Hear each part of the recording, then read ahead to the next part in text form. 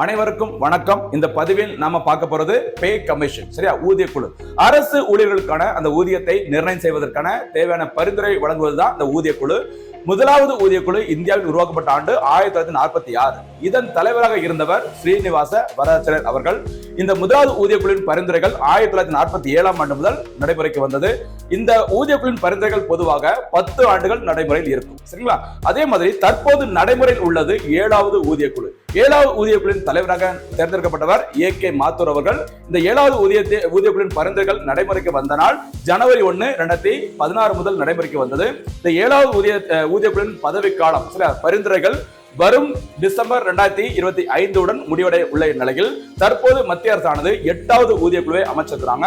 இந்த 8வது ஊதிய குழுவை அமைப்பதற்கு பிரதமர் தலைமையிலான மத்திய அமைச்சரவை குழு ஒப்புதல் வழங்கிய நாள் ஜனவரி 2025, ஜனவரி 16, ஓகேவா?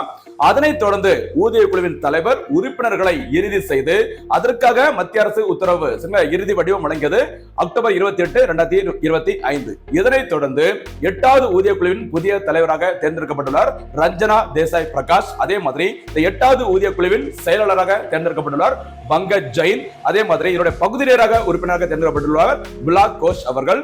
ஜனவரி 1, 2026 முதல் 8வது ஊதிய குழுவின் பரிந்துரைகள் நடைமுறைக்கு வரும் என கருதப்படுகிறது.